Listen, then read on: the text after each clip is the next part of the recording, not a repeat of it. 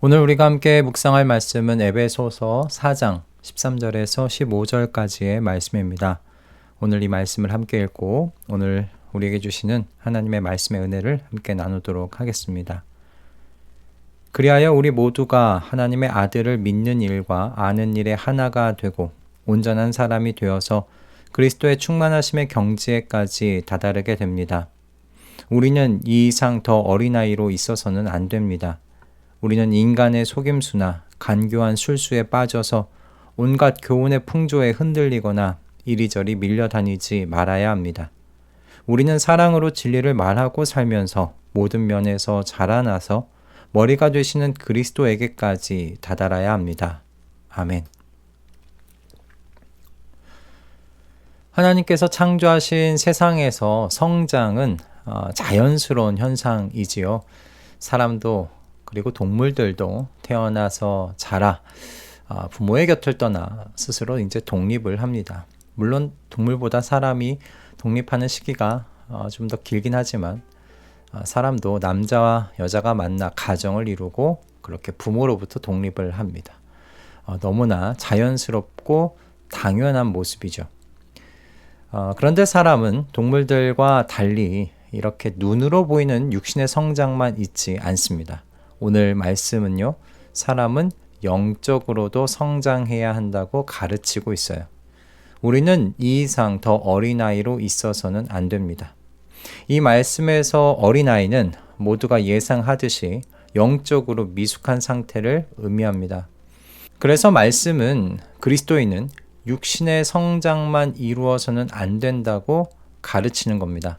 영적으로도 성숙해지는 성장이 반드시 뒤따라야 한다고 말하고 있어요. 어린아이의 수준으로 있어서 안 되는 이유에 대해 사도는 이렇게 말하죠. 우리는 인간의 속임수나 간교한 술수에 빠져서 온갖 교훈의 풍조에 흔들리거나 이리저리 밀려다니지 말아야 합니다.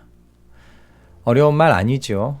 영적으로 어린아이의 수준으로 있다가는 위험에 처할 수 있다는 겁니다. 영적으로 그리고 일상의 삶 속에서도 말입니다. 인간의 속임수, 간교한 술수라는 말을 여러분 특별히 먼저 유심히 생각해 보셨으면 좋겠습니다. 여러분 이 말은요, 쉽게 분간할 수 없는 위험이 도사리고 있다는 그런 의미입니다.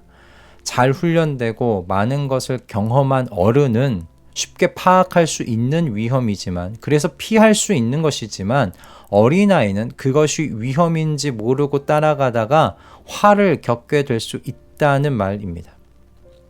본문을 묵상하다가 제가 초등학교 시절에 경험했던 일이 떠올랐어요.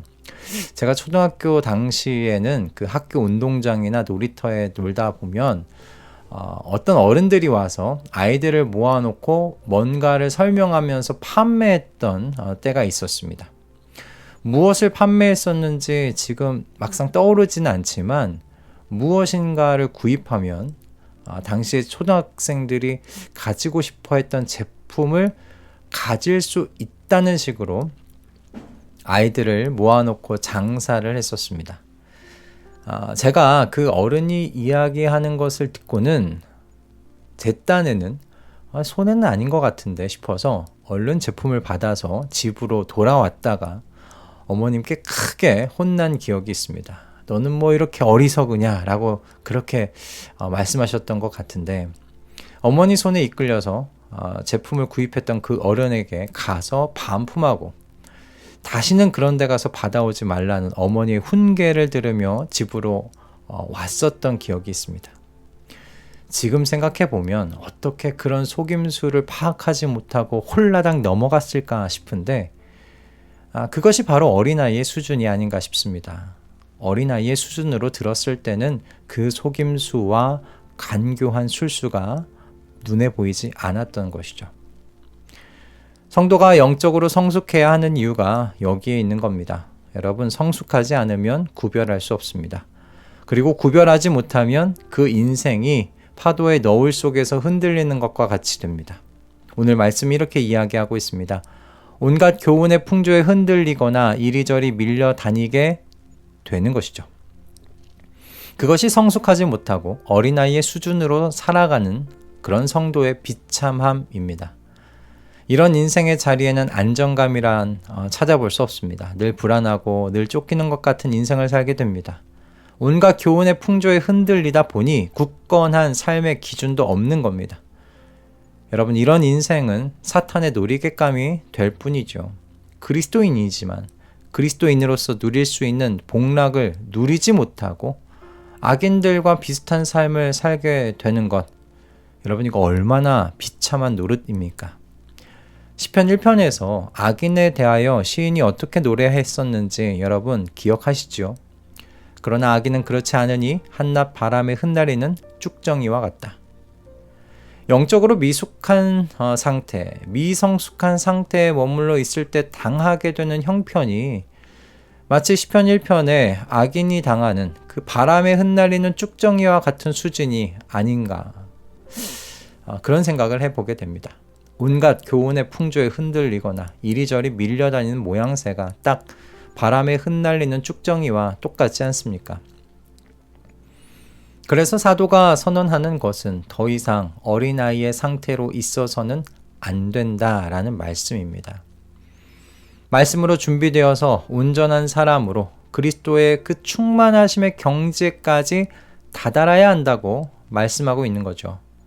성장하는 것을 멈추지 말아야 한다고, 잠들지 말고 계속 깨어서 성장하라고 지금 사도가 가르치고 있는 겁니다.